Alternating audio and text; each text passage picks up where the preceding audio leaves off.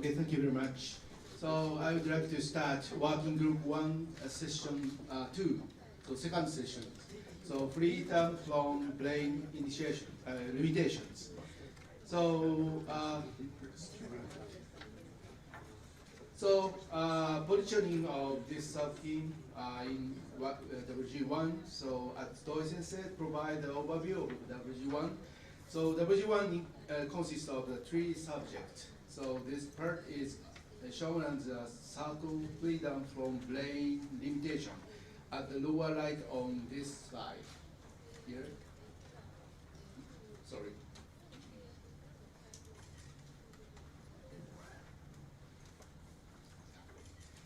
This side. Okay, so the human brain has infinite abilities by itself, but at the other viewpoint, it has various kind of limitations for coping with new social requirement in the singularity era.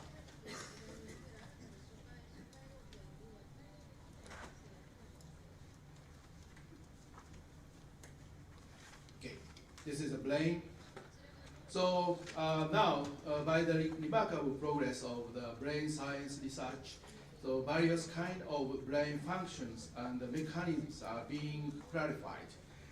This slide shows some of the brain functions. Each function is very complex and high level, but all these functions are constructed by only 1.5 kilogram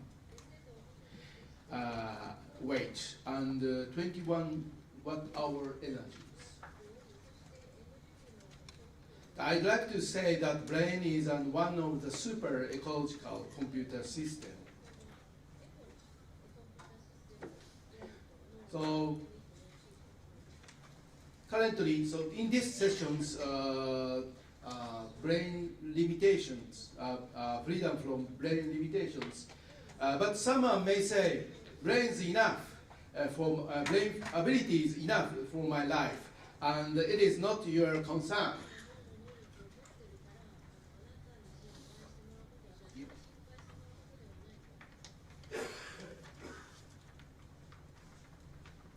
Okay, the time, but in the future, the time when we have to expand our brain abilities will come certainly. If the technologies to expand or compensate our brain abilities appear, how does the society, industry, and life change in the future? This is this session's topic, main topic.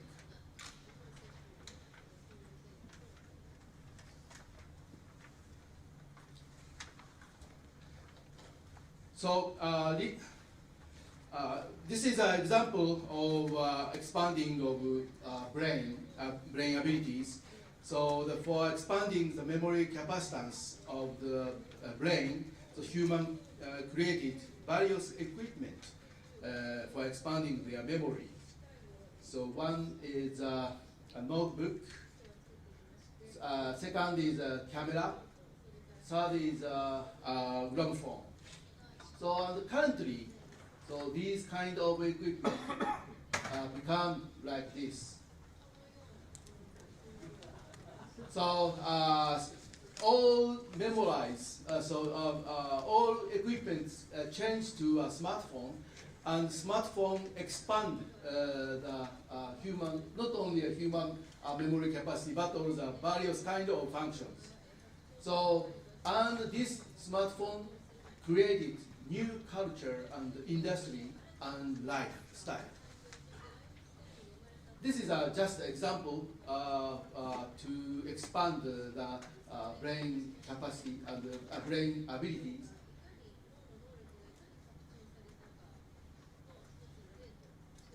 Then, so I'd like to introduce the Professor Watanabe, and I'd like to him to provide a topic about brain ability expansion. Please, Watanabe, go on. thank you very much for the introduction.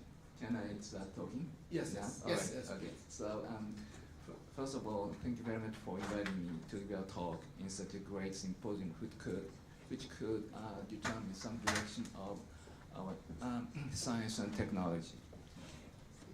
So, today I'd like to discuss how we can increase all the individuals' abilities for contributing to our production to the society.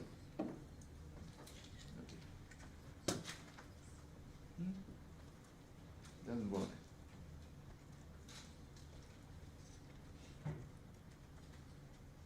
All right. Okay. Now, so this is the life expectancy of Japanese at the function of the year, and so the green line, red line represent estimated age of retirement in 2018, and green line for that of 2025. So as you see, for these 7 years, estimated increase in retirement age is 5 years. However, okay, life expectancy goes much more rapidly than the age retirement increase. So this indicates that there would be a huge number of older individuals who do not work in the future. That is seriously problematic. That is problematic in most of the economically advanced countries, but this is one of the most serious issues in Japan. Right. So, however, why do we have to retire at a certain age? So it may be because many people believe that older people at some age is not capable of keeping some intellectual abilities as compared with younger people. Okay. That might be true, but there are many assumptions which has not been verified. For example, one of the biggest assumptions is that older people may have less capability of changing brain so that they can learn or memorize things less efficiently than younger people. However, my research indicates that there's no my research is about visual learning, but there's no significant evidence indicating the difference in coding ability between younger and older people. However, it is not that older people have equal intellectual ability, or particularly learning and memory, than younger people in some respects. For example, in this experiment, a stimulus is presented which is directly related to a given task, while some other stimuli are presented which are not related to the task. In that case, younger people actually inhibit the signals from the stimuli unrelated to the goal or task in order to concentrate or focus on the stimulus which are directly related to the task. In contrast, older people actually learn not only the stimulus which is related to the task, but also the stimuli here unrelated to the task. So this indicates that older people learn more than little or less. Okay. So given the assumption that learning capacity is constant at a given time, it is problematic for older people to learn what is important, what is related to immediate goal, okay, as compared with younger people. However, okay, the same aspect of older people is not just a disadvantage in some point, but also it could work advantages. For example, if you are the president of a company, okay, so you need to have a greater perspective than many people, so that you should not concentrate on the thing which is immediately important, but also things which do not appear to be immediately important.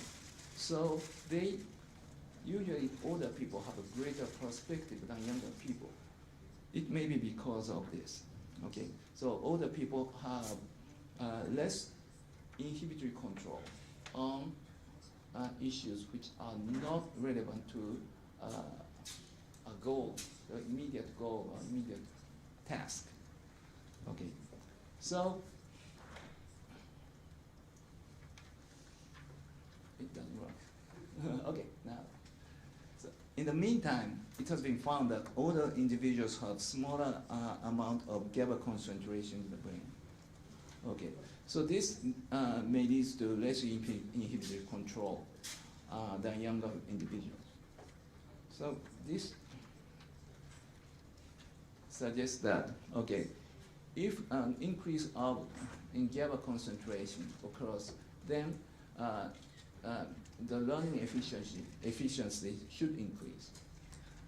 In contrast, a decrease in GABA concentration would lead an increase in perspective, so broader perspective. So if we could develop a technology by which the concentration of GABA is moderately controlled in the brain, then older people could increase learning efficiency as well as keeping their broader perspective. So we could make, by this technology, we could make an older person super older person. Okay.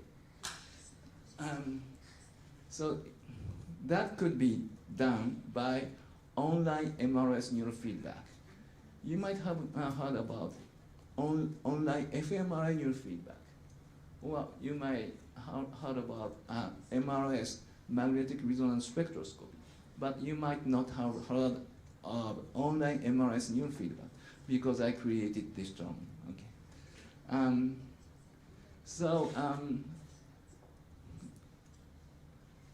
So as I said, online fMRI feedback has been well developed. So first, and also MRS is a new technology, well promised new technology. So let me talk about these two things first. Okay. So our group, in collaboration with ATL, developed what is called the decoded fMRI neurofeedback. So in this technique, without subject knowing the purpose of the experiment, without subject even being presented with a stimulus, by giving the feedback on the basis of both signal by fMRI, they can learn to change their behavior or cognitive processing. Okay, that is decoded fMRI neurofeedback. Why does it happen? It's like a kind of dream. It's like a dream technology. But this is kind of, this makes sense if you think about this way. Okay, so brain elicit some activity patterns even if no processing about particular task or no stimulation occurs, but because the brain is alive.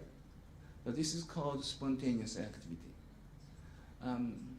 So it was thought that spontaneous activity consists of totally random activity patterns. However, recently, a number of studies have found that spontaneous activity actually consists of components for activities related to important functions in the area which elicits spontaneous activity. For example, the primary visual cortex processes many different orientations. Okay, so in that case, the spontaneous activity from the primary visual cortex actually contains components for neural activities related to many different orientations. Okay? However, the spontaneous activity is not constant. It changes over time. So in some cases, the component for the activity pattern for one orientation is dominant over a component other units. Okay, so if, for example, the unit for this orientation gets dominant in spontaneous activity, and then if we give some positive feedback, then subject can enhance the activity of the unit related to this orientation. When this is repeated, the subject's sensitivity of this orientation is enhanced. Okay, so that is a basic mechanism. So you may think that this is just orientation and sensitivity enhancement. However, later we, using this technique, we have been successful in creating associative learning and changing face preferences, as well as eliminating traumatic memory. Okay, so this is fMRI online neural feedback. Okay, that is on the basis of the information of both signal, which is blood flow changes because of activity, brain activity in some local area. Okay, so that, but my goal is to change the concentration of GABA. Okay, so this indicates that the both signal or fMRI signal measurement do not change GABA, because the both signal does not immediately reflect the concentration of GABA. So, however, new technology has been made recently, which is called magnetic resonance spectroscopy, MRS, by which we can measure the concentration of GABA and also concentration of glutamate, which is a neurotransmitter for excitation. Okay, so the principle is not very complex, as a matter of fact. This is an MRI signal, and if MRI picks up and measures the amount of signals related to oxygen, but MRIS actually picks up, for example, in order to measure the concentration of GABA, MRIS picks up that the signal amount corresponding to GABA, and picks up the signal amounts corresponding to glutamate here and here. Okay, so we actually conducted some researches using this technology, and so basically what we found was that the EI ratio well predicts the amount of plasticity. What does it mean? So EI ratio is defined by the concentration of glutamate, as I said, the excitatory neurotransmitter, divided by GABA. GABA is, as you may know well, is an inhibitory neurotransmitter. So this EI ratio goes up immediately after training or memorization. Then it tapers off, taking a few hours, and then it gets back to the value which is before the training or memorization. And this, so this curve fits very well with what is called plasticity change and stabilization, during which, if, for example, if some training occurs, and immediately afterward, during this period, if some something else is trying to be learned, then previous learning is destroyed because plasticity state is very high.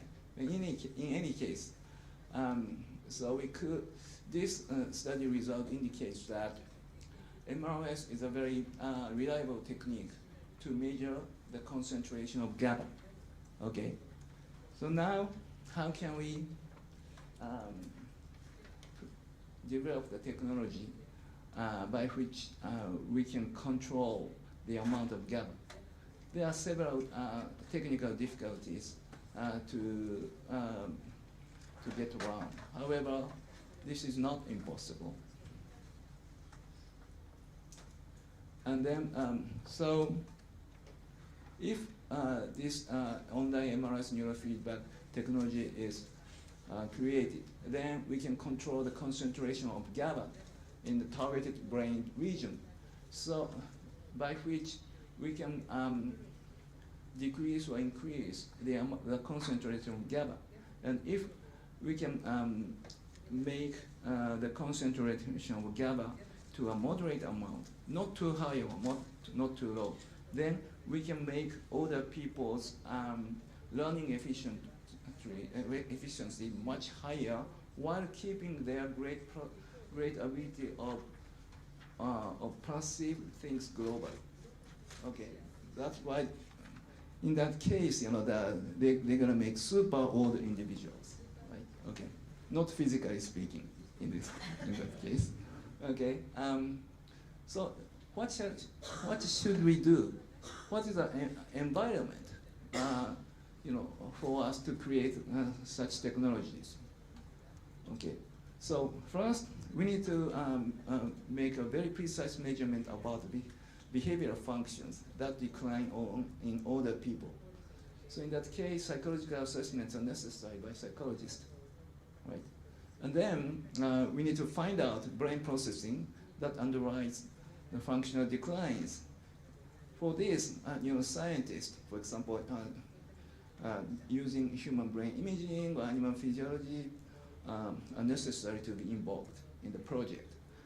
And then, after that, we need to improve the brain processing that underlies the declines which was found by neuroscientists.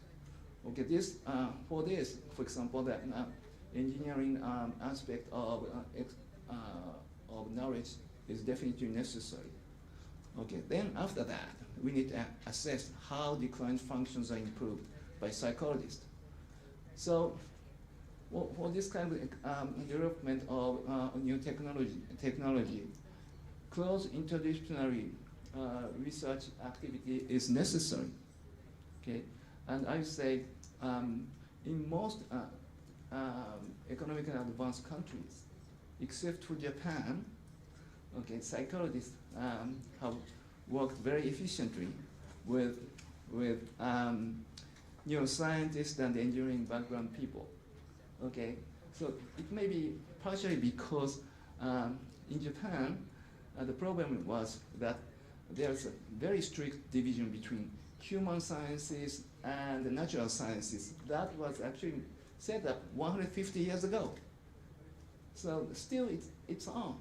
So this indicates that not many psychologists have a very strong neuroscientific background. Okay, this prevents psychologists from working with neuroscientists and engineers very effectively. Okay, so this needs to be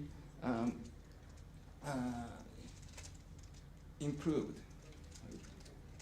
So I'm not quite sure whether this is ideal collaboration, but let me talk about the situation in Brown. So this is actually, I'm sorry. This is Brown, okay? So we have a Carney Institute of Brain Sciences, which just started because of the $200 million donation. And so in which many different people from different disciplines work, in close collaborations. For example, the brain models have been made by scientists, including David Mumford, who who's got a first prize in mathematics for algebraic geometry, and also Leon Cooper, who was awarded Nobel Prize for superconductivity. Actually, they have changed their interest into brain sciences. And based on the models these people have made, the brain-machine interface group led by John Donahue worked very efficiently.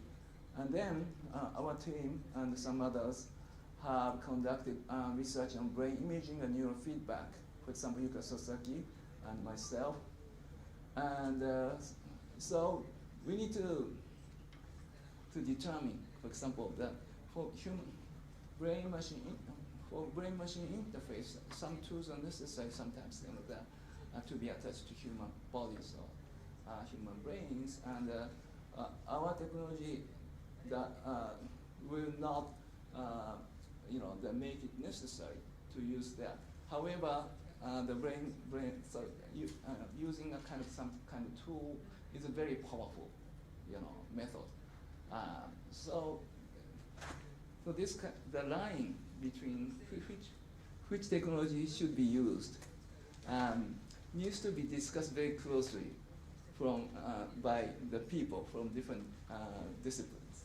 Okay, this has been done very well on almost everyday basis. And also, we have been very lucky to collaborate with a great Japanese scientist, okay, with very interdisciplinary minded. Okay, for example, of course, Dr. Mitsuo Kawato from ADL, and Kaoru Amano from CNET, and Aiko Izumi, who is working in CNET now, working in Sonic Computer Science Laboratories, and also Professor Imamizu, Hiroshi Imamizu, who used to work with in ATO and having a very strong background of science and technology. Actually, now a professor of psychology department of the University of Tokyo. So this collaboration would make it possible to develop a very advanced technology in the direction which I talked about. So to summarize my talk, so I wanted to address how we can deal with aging society in Japan. So one possible solution is to develop a technology by which we can control the concentration of GABA. So if we could control the concentration of GABA to a moderate amount degree, then it is possible that older people can make their learning and memory abilities much better, while keeping their perspective of perceiving things broadly. So that basically we'd like to make a super older person. If that is possible, okay, then the retirement age should be significantly increased, and that could contribute to the high productivity of the society. Thank you very much. Thank you very much, Professor Watanabe. So I'm sorry, so I forget to introduce your profile. So Professor Watanabe is a Fred M.C. Professor of Department of Cognitive Linguistic and Psychological Sciences, Brown University, and his research is focused on the perceptual learning and the role of attention and reinforcement signals in learning. So, and he also his research is supported by the NIH. That's correct. Thank you very much. Yes. So then I'd like to have move to a discussion. So before the discussion, I'd like to explain some slides.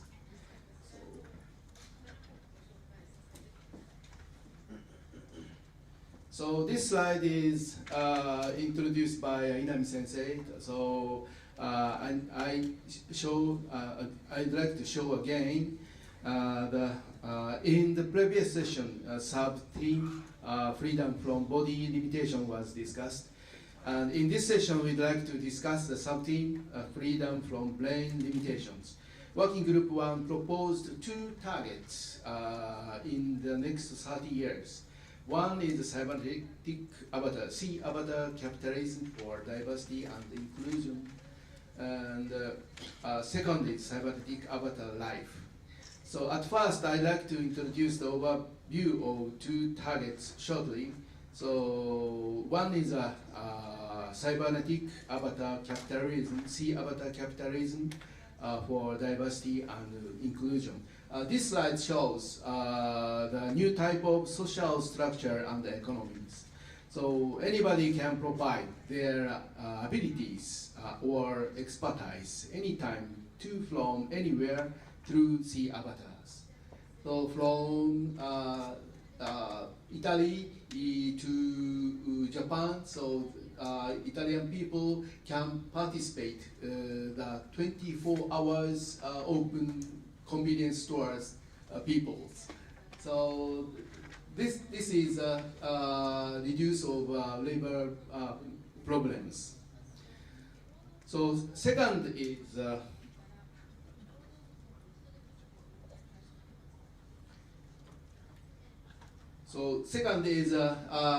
cybernetic avatar life. So the human life, so new type of myself. So another myself. So anyone can improve their abilities through C avatar and can challenge to various kind of activities in society for 5.0 world. So this is the second target.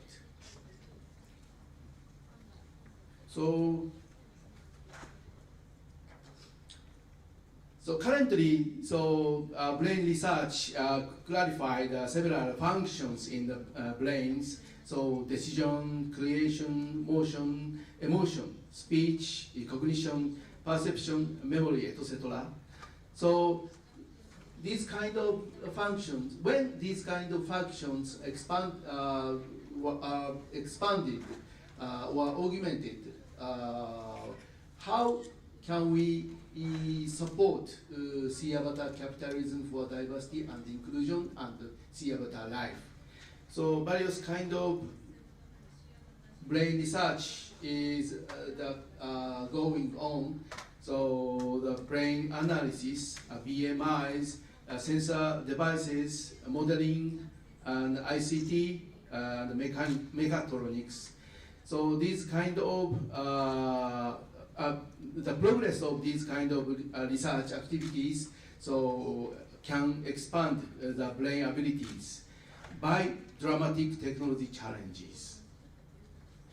So before discussions, I'd like to another key persons. Sorry.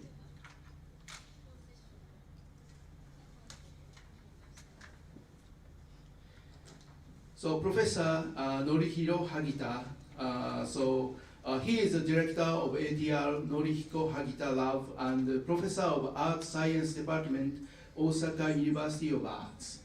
So his research is focused on intelligent robotics, especially human-robot interaction, communication, and network robot by integrating leading-edge robot technologies and arts. Professor HAGITA, please go on. Thank you very much for introduction. Me, yes. This is an art science department. It's a very interesting department, and combining to not only the science but also the art. It's a very difficult. And also I still serve as the director of the Norihiro HAGITA Laboratory. It's a new one, I think. So anyway, I should push one. Okay. The first time everyone has experience you had a remotely control the robot or avatars before that. Yes, good. Yes. And in my case, 2008, I got the money from the Ministry of Internal Affairs and Communications, and tried to the network robot systems. In this case, the University of Osaka University students just tried to remotely control the four robots, and each robot communicated each other to the different peoples at the same time. And how to control it? But anyway, the push here, it's okay for you. This one? Nice. Yeah. At the same time, the different people just tried to interact with each robot. And in this case, this one is a very, very difficult problem. If you try to teleoperations, you can understand this situation, how to control these things at the same time. And I already has I think some people were making some different type of functions in brain. I think if every time the people doing these experience, I think. And also the KANOH-san says about these C avatar capitalism and C avatar life is very important. In this case, the brain functions, many brain abilities are very useful. But my questions, first question is expanding the brain ability means that sometimes after this system is introduced our daily lives, what happens? In this case, might be, I think, if one teleoperator could control the many C avatars, let's imagine that, and make human brain acquire the new functions, I think. It's a very, very promising type, promising research themes, I think. So that sometimes the combination of these functions and creates the new types of things. Because we already experienced the game brains, almost people, the cyber swarm, many people tried to sometimes collaboratively, remotely collaborate with each other and win some young guys collaboration. Especially the Sweden elderly people group won the young guys cyber swarm games, I think. And also, another question is, what are the pros and cons of the current BMI or BCI the research? I think that we should learn these situations. And after that, we have to introduce the new types of the science might be very important. In this case, not only the BXI, but also the new types of the science research team might be very important, I think. And the third question, my question is, what are the non-technological difficulties to realize the freedom from the brain limitations? Because Kitano-san, the first sessions, he says this project, Moonshot project, doing not only the research but also the introducing the real life and the society. In this case, we always think about not only the technological findings or difficulties, but also the non-technological difficulties. And in my case, my idea is social adjustment is very important. In this case, considering else, not only LC, the ethical, legal, social, and economic issues.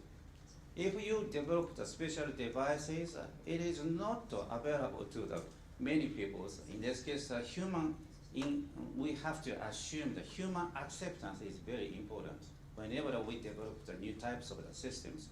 So I just ask the people and you and these three types of questions. Thank you very much. Thank you very much, Hagita Sensei. So I'd like to move to a discussion. So at first I think about what type question. So many kind of brain function is still clarified. So but in the future, how can we expand these kind of function beyond the current limitation? So this is my first original question discussion came, but Hagita sensei provide a new type of questions. That is the backcast type questions. That is very good and very interesting. So I think I think to change the question type from forward type to backcast type. So I'd like to, but unfortunately, so there is no time to three questions. So I would like to discuss the first question of Hagita sensei's. So could you show the Hagita sensei's slide? No. Sensei's presentations. Sensei's presentations. Okay. So could you okay?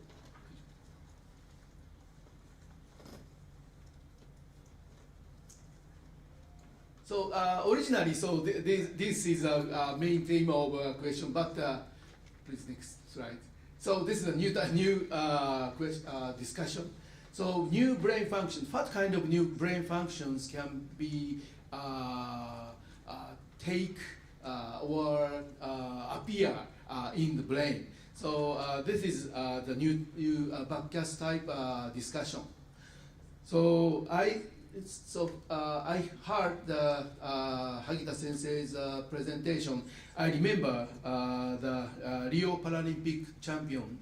So Max Lane. So he has an artificial leg jumper. He is an artificial leg jumpers and Paralympic gold medalist. But not only a Paralympic, but also a very non-handicapped athlete race. He has many gold medals. But unfortunately, so some discussion appeared. So his artificial legs support his record. That is a very famous discussion. So many scientists and engineers analyze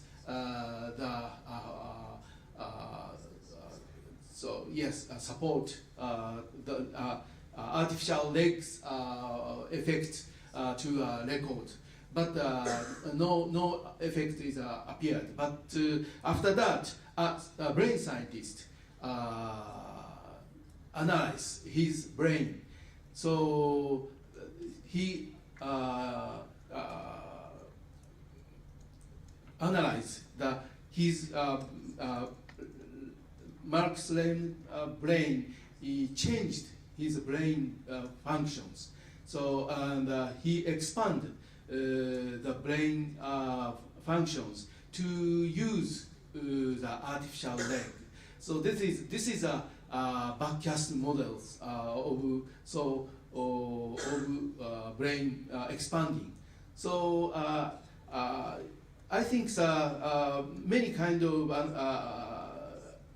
there are many kind of another case. So I'd like to discuss what kind of functions when the people can operate or support the she avatar in the world. So at first I would like to I would like to Watanabe Sensei to provide some opinion or comments. Yeah, I have conducted some research about learning and memory changes, as I have discussed in my talk. So I think I do not know much about the research, but I would say that new information or broad prospective information can change many different functions in the brain. So for example, in a specific way. For example, if we so we need we need to interact with some machine, and the machine gives us some important functions. For example, motor functions, or perception functions. Okay, so we our brain is very flexible enough to change our brains to adjust to the function. I do not expect this happens to without much difficulty, thinking about plasticity in human brain. I would say that, yeah, particularly high-level cognition. I would say that the perception is more difficult to be changed as compared with high-level cognition. So this indicates that given the necessity of changing our brain for the convenience of interaction between machines and the avatars and brains, I think the first thing to be done is try to change kind of high-level cognitive functions, such as including memory and attention, rather than very core sensory systems.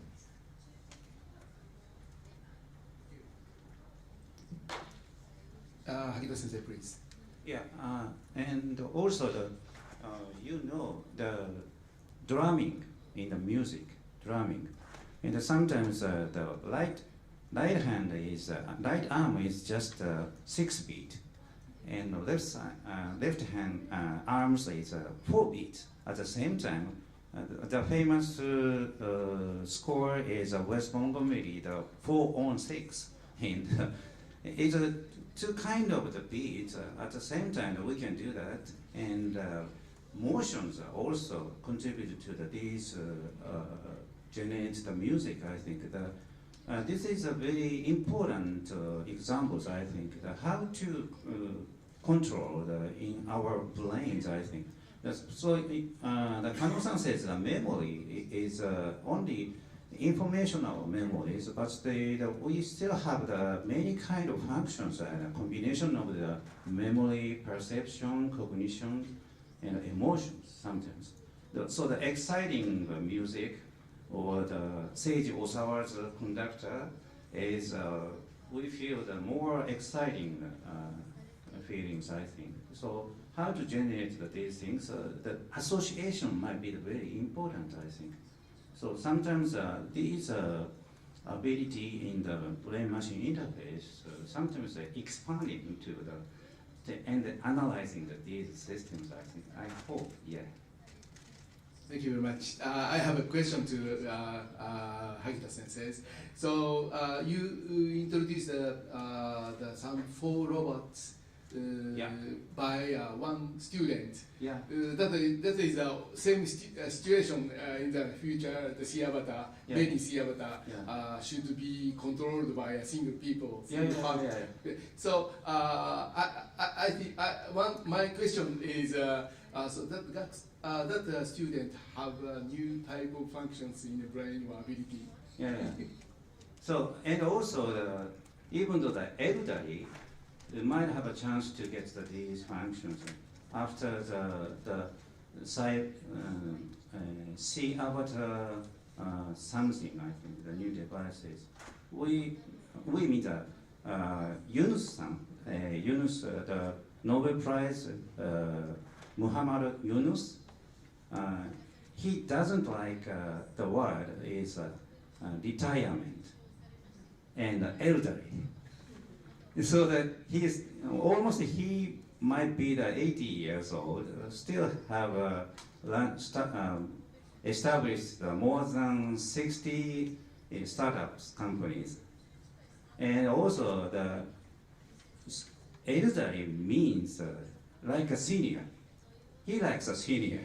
Senior means new types of the function already acquired that sometimes we might say the senior. He is a senior or she is a senior. So these she avatar capitalism and she avatar life, that if realize that these things creates the new types of society, I think. Even though the elderly has a chance to work at the same time, even though the remotely, Dom says remotely control the same things, I think. So the new types of the world and new types of Japanese life and Italy life, and generally, I think, I hope it, yeah. Thank you. So I also remember that smartphone. So smartphone make some new type of function of brain. So pushing touch panels very quickly, and smartphone brain, smartphone brain. Young guy always using the two hands. Yeah. Into this work. But his work is implied. Imagine something in the control. Yes. The main devices. Yeah. It's a kind of the future. Yeah. Possible future. Okay.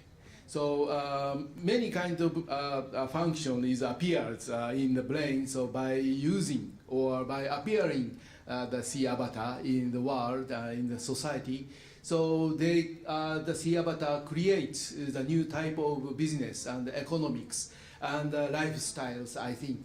So after that, C avatar create the new type of the human brains. So as mentioned, as Watanabe Sensei mentioned, so the super cognitive abilities, super perceptions. So what kind of new type of abilities so should be appear in future humans? That is the final question of a very long time, so eternal, infinite questions. So I think so. Finally, so I would like to have some comments from Watanabe Sensei. It's okay. Okay. Hi. So I think the new type of ability what we expect is that the most important thing is to control our emotion. Okay. So emotion is a big problem. Even if we we have advanced technology. For example, many years ago, we dreamed of the technology of, for example, flying all over the world freely, but that hasn't decreased the number of patients suffering from depression. So this indicates that, of course, medical science is very important, but apart from medical science, our technology could do something about emotion.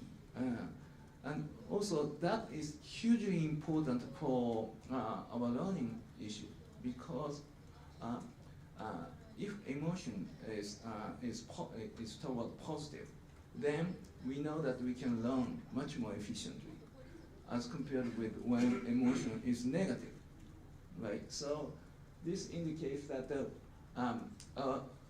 we need to make a kind of the interaction system, okay, by which we can learn, we can make advanced technology, as well as, okay, we will have stabilized emotion. Okay. Also, another thing is that, okay, happiness, okay, is different from survival. Okay. So the reason why we feel anxiety or uneasy is because we got a signal that something bad would happen. That's why we need to, that signal, that we need to avoid that signal which could come in the future. That's why we feel uneasy and anxiety. But if that if without anxiety we could be much happier. right? The happiness and the survival are not the same. However, in the future society, okay, in which we could live without much, you know, the damage of things, then we could actually reduce the anxiety by some way to make our happiness, you know, larger. That could be one of the dreaming future society to human beings. Okay. Do you have any comments, Hagita-sensei? Oh, okay, okay. And Inami-san's talk, including compensation and augmentations. And for the compensation means we have to develop the special symbiotic collaboration between the human and the machines. And augmentation is sometimes SNS already proves the echo chamber problems, I think. So whenever we develop the seed systems, we have to always consider the LC and economic issue else I would like to say. This is my conclusion. Yeah. Okay, thank you very much. So thank you very much, Watanabe sensei and Hagita sensei. So I would like to make a wrap up this discussion. So I think I believe this discussion is very important. So we should consider the Moonshot program. So we should have forward type research activity and backcast type research activities. So two different type research is very important, and we should meet two type of research to mix into a single project or another type of new type of research. So that research needs a new research methodology or some new innovations or new invention. So this is our expectation to Moonshot programs. Thank you very much.